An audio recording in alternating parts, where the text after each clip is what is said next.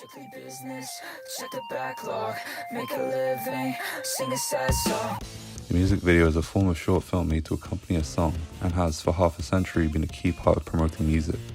Andrew Goodwin discussed the music video as a continuation of pop's interest in using imagery to promote artists, saying pop has always stressed the visual as a necessary part of his apparatus, in performance, on record covers, in magazine and press photographs, and in advertising. As a visual medium, the music video is the natural progression of its interest in visual complement. In recent decades, directors of these music videos have been exploring the possibilities of the music video as more than an advertisement, creating art closer to experimental cinema.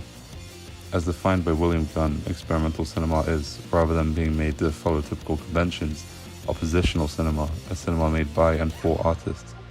These videos are not exclusively interested in accompanying existing imagery of an artist, for example, capturing their performance, and are instead able to express the personal, thematic, and aesthetic interests of their respective artists.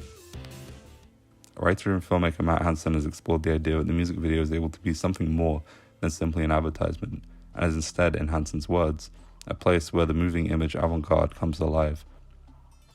Contemporary music video creators have been found to intentionally explore specific aesthetics and themes through their work. For instance, director Chris Cunningham's work with artists such as Madonna, Bjork, and particularly Aphex Twin have been analysed for their nightmarish qualities.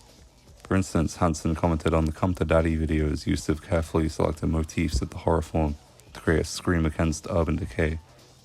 That this exploration can be made shows that these directors are creating videos that can be analysed for their experimentation and through that their personal interests and ideas.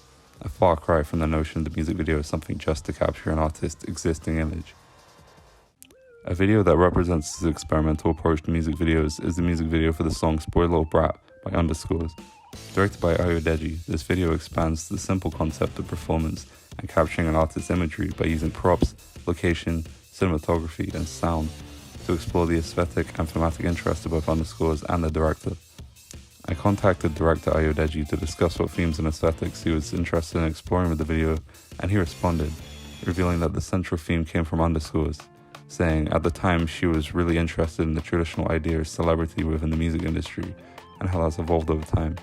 The video presents this idea of celebrity by presenting a young band performing together as each member slowly succumbs to the temptation of fame.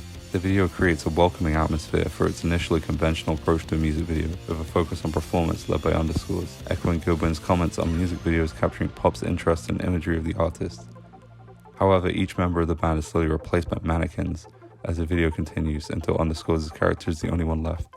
The aforementioned temptations of fame are presented through various props, which Ayodeji said were all meant to represent different things that could pollute the initial pure intentions of an artist. These range from a case of money, representing capitalism within the music industry, to a trophy, likely representing accolades and awards artists strive for. The theme of fame, and specifically how this young group of friends compared to the industry fame would require them to enter, is expressed through the choices in cinematography. The video contrasts two distinct visual approaches, an old camcorder creating a home video atmosphere, and a modern camera contributing a clean image making use of lens flares. The use of the camcorder with the imagery of friends messing around together establishes a lo-fi aesthetic comparable to home videos.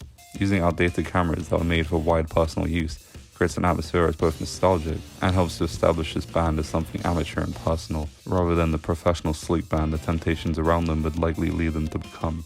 The digital footage, in contrast, is very clean, with some of the shots putting an emphasis on lens flares. The lens flares evoke the blockbuster styles of filmmakers such as Michael Bay and J.J. Abrams. Considering the link to wealth and fame in these images, this is Ayodeji using a more mainstream film approach to present imagery more tied into an industry. The contrast of the nostalgia-connected camcorder footage and the clean blockbuster-influenced footage creates a clear divide, comparable to the story's own contrast between the freedom of the band and the other characters representing a corporate entity.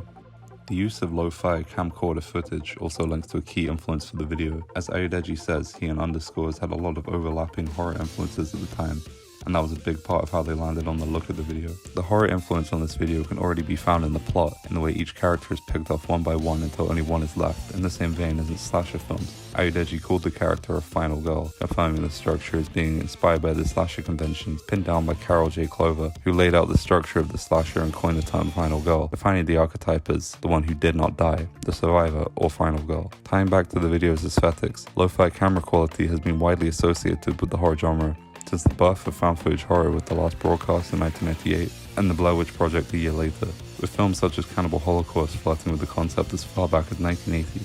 Even separate from the narrative conventions of the found footage subgenre, Xavier Aldana Reyes argues that this independent and amateurish aesthetic appeals to a number of horror filmmakers, and Ayodeji is clearly one of these.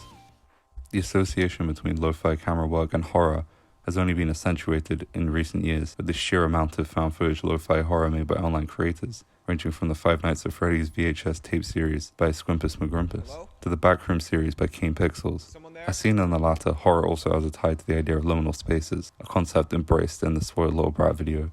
Underscore spoke in an entry of a fictional radio show about liminal spaces being an interest for the video.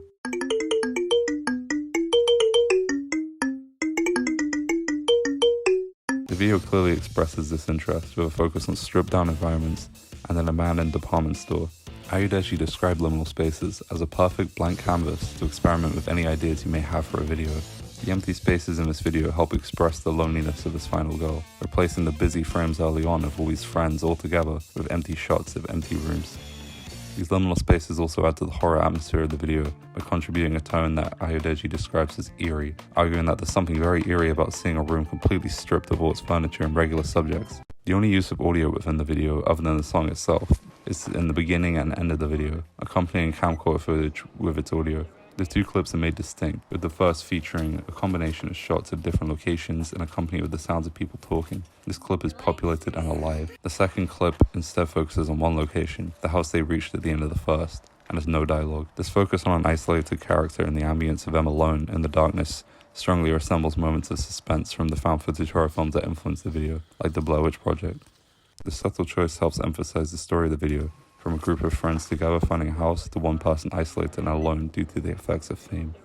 Overall, the video for Spoiled Little Brat by Underscores presents an approach to music videos close to experimental cinema, creating, as Gunn put it, oppositional cinema to conventional videos focused purely on performance and imagery, and instead intentionally explores the theme of fame, specifically using editing and cinematography to portray a juxtaposition between those who want fame and those who have it, and also expresses the aesthetic and genre inspirations of the director and artist with the horror influence. With its clear directorial voice, this video stands as a clear example of an experimental music video, standing alongside the works of directors like Michel Gondry, Mark Romanek, and Chris Cunningham.